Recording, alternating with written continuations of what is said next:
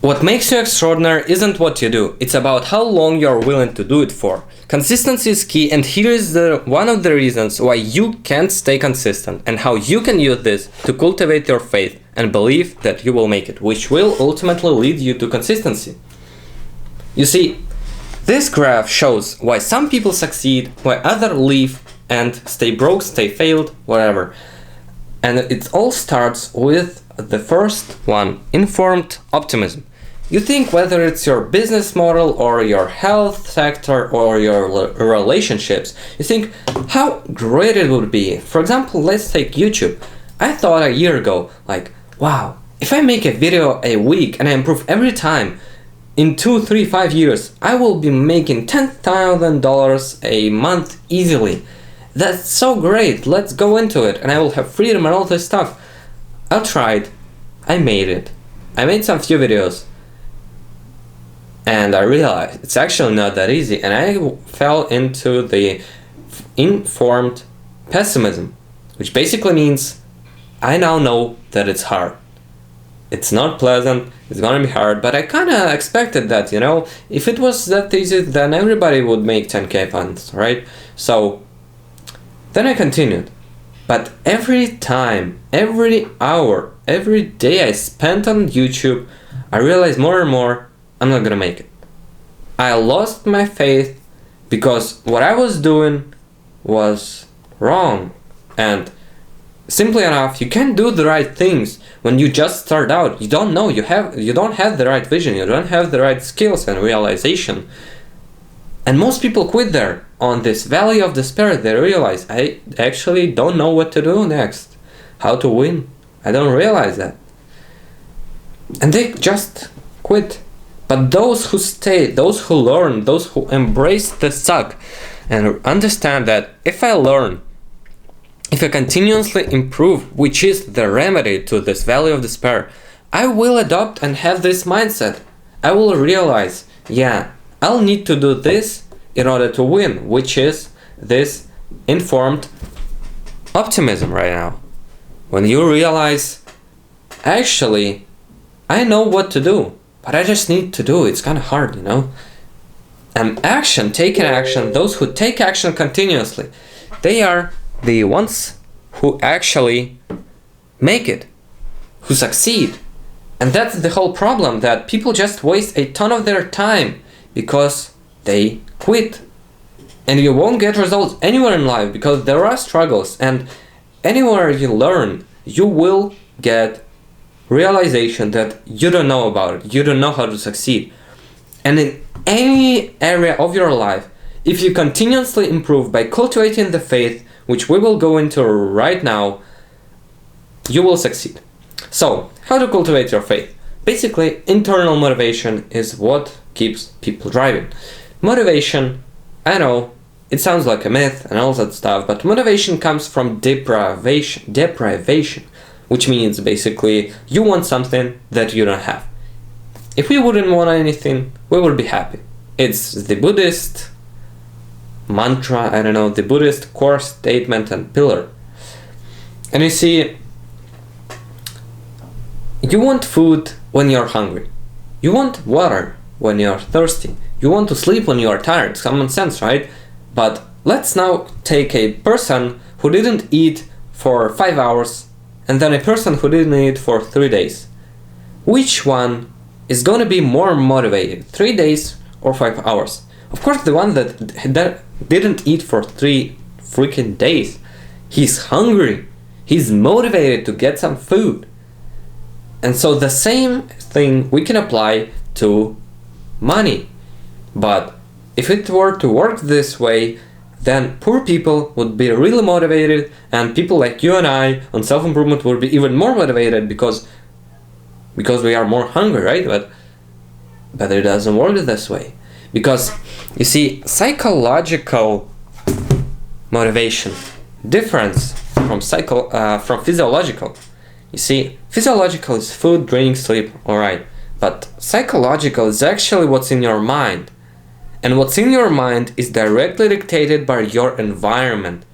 Basically, who you listen to and who is like the average you are the average of five person you surround yourself with. So if you surround yourself with average normies, on like at school, for example, your classmates, you will be complacent. You will be kind of nice because if you are on self-improvement, you are watching on this right now, so you are slightly more better than average. And you will get complacent and be like, okay, it's kind of nice, yeah, I feel great. You will fall into comfort zone and simply stop growing this quick. But if you were to happen in an environment with 5 people that are much smarter than you, which basically happens when you are in a social circle of YouTube influencers. Basically, when you watch Hamza, when you watch, I don't know, Ali Abdaal, Iman Gadzhi, Alex Hormozi, I don't know, Chris Williamson, whoever you watch, they are more successful than you. They already have those 6 packs. They already make 10K, 100K a month, million a month. And you feel even worse, even poorer than when you were poor, when you were just an average, a normie, and comparing yourself to someone who was making like, I don't know, a 1K a month, 3Ks, like maybe those normies at university, and your mother like saying, oh, this my friend has a son, and this son is in the university, and he who cares? The point is, surround yourself with people who are smarter than you and better than you, and you will always be more deprived. And also, the power of thinking big is a book, and it is a whole movement which absolutely changes the way you perceive information, the way you perceive the world, and the way you achieve your goals. Basically, let me tell you just a crazy example just from my life. When I was starting this YouTube channel, I had a choice whether I would actually make videos on Ukrainian audience because I'm from Ukraine and I can make videos on Ukrainian language, which is a pretty niched audience and it's much easier to get success into it. And I might have done that, yeah, but I also had an option of going worldwide, speaking in English, which I sucked at, and right now I actually suck at it. And as you can see, which one I picked? I picked the world. I picked the whole world instead of a Ukraine, a small country. Kind of small, it's big, never mind. Compared to world.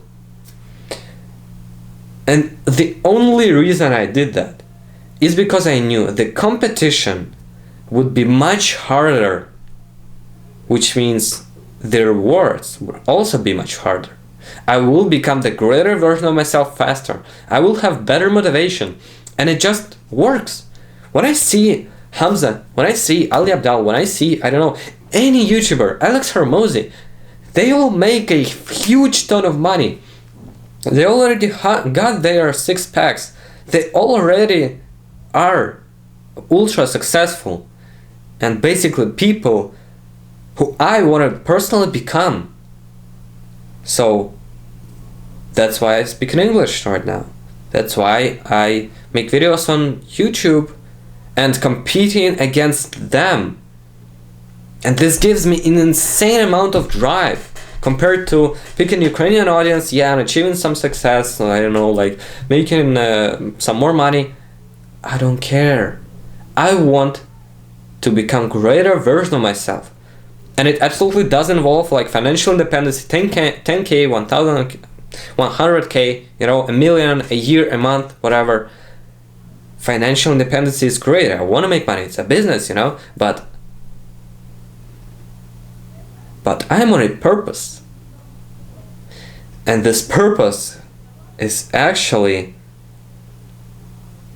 the next greatest thing you can cultivate to stay consistent.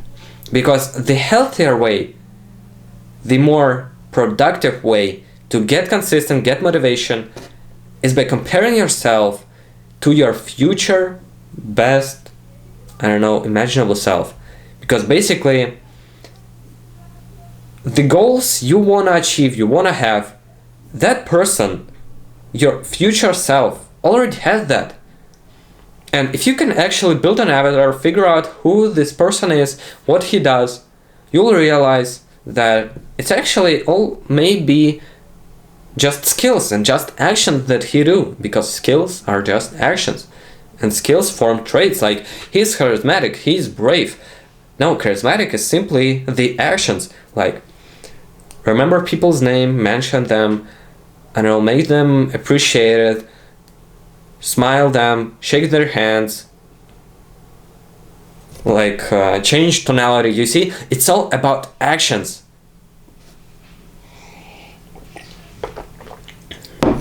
So if you can figure out what your future best self will be, and from that you can figure out his values, his actions, and just try and act as much as possible as him, you will become him. I will make a video, I'm 100% sure, on alchemy, so-called alchemy of self, which is basically cultivating your future self. There are tons of things, like picking your mentors there, displacing their picture, their images, your goals, your short-term goals, long-term goals, and the person you want to become, and you vividly describe the person you are as if you are already this person. This gives you so much energy, so much vision of why you do this, that you just can't help but believe. Like, yeah, I will become the greatest version of myself. I will make 10k a month. Literally, when I saw Hamza, and as I see him more and more, he also repeats this quite sometimes, I'm just a guy in a bathrobe. He is just a guy in a bathrobe, and he made it. And he's so smart. He's in such wealthy position.